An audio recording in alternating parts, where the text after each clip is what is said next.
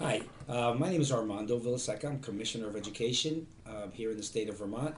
I am with Rob Appel, the Executive Director of the Vermont Human Rights Commission, and we just wanted to take a couple of moments to just go over with you some of the reporting requirements around harassment and bullying, some of the potential changes in federal legislation, and also um, the um, the ability for us to get a handle on school climate through the information we get from the SERS.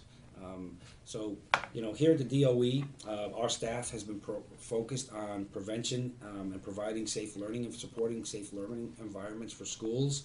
Um, you know as well as I do that unless children feel safe in school and feel comfortable going to school, that they're not going to be at their best.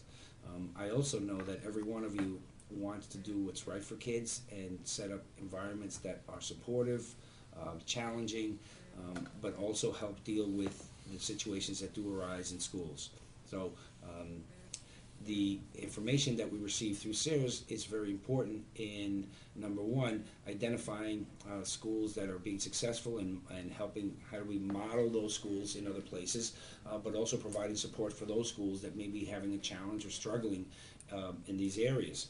And as you know, legislation is also requiring us to identify by schools through using SERS information, the relative safety of schools for kids. So we want to make sure that we, both Rob and I, are available to provide support and help for schools in guaranteeing that every student feels safe and respected in their schools. At this point, I'll let Rob Great. talk a little about what they're able to offer.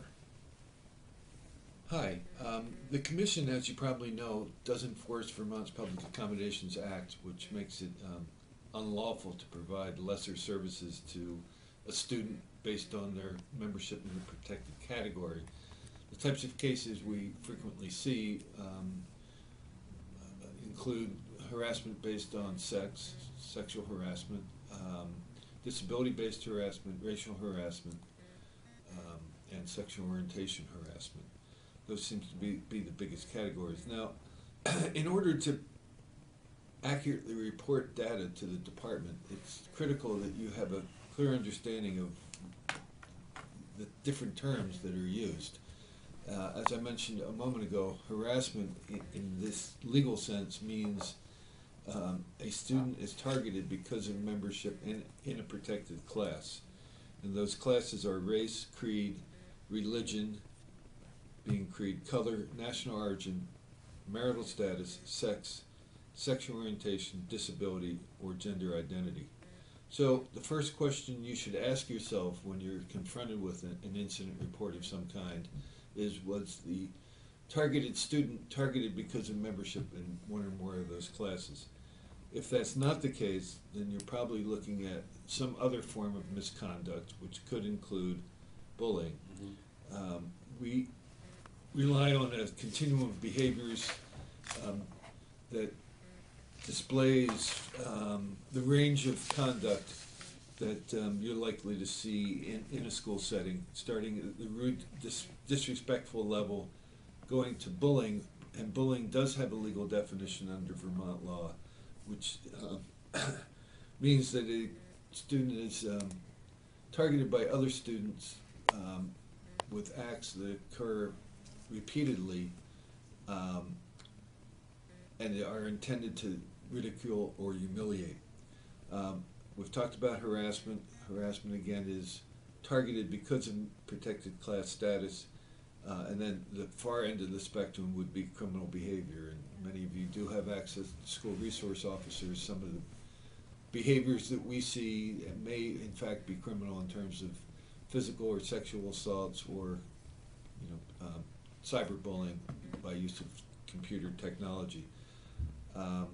Again, it's important that we get good data so that we can differentiate among these different criteria, and it's very helpful in terms of policy development and ensuring, as Armando said, that all students in Vermont have access to safe learning environments. So again, thank you for your consideration of this message. I believe the Commissioner will be sending out an updated school checklist that talks about your various legal requirements and gives you contact information for assistance should you have questions. Thank you.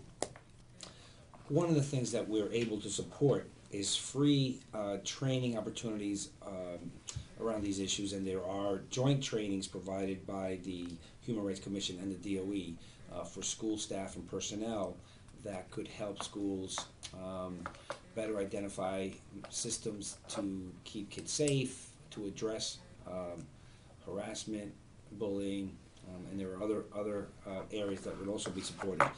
We know money's tight, and we know that resources, there's not a lot of extra resources going in your direction, but there are monies from Safe and Drug-Free Schools, from tobacco prevention and cessation programs that could be used to offset any cost related to this. But I do want to stress that both the Human Rights Commission and the Department of Education provide free training and support for schools. And we also know that schools that have implemented PBIS have seen a decline in the number of incidents and have providing their kids with more support in areas related to harassment and bullying. So anything that we can do to help, we have folks here in our department who are available, and this is what they do. And I know that Rob and the Human Rights Commission is also available for any support or any needs that schools may have. If I may add, the joint trainings between the department and the Human Rights Commission happen in the spring and the fall, and they're really designed to build skills in investigating harassment complaints. They're basically targeted to designated employees who are to receive complaints and conduct investigations at the request of the administrator of the school.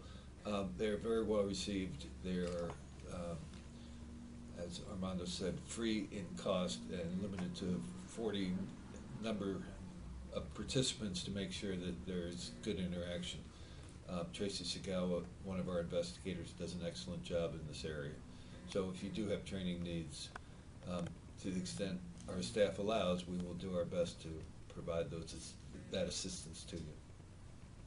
Thank you.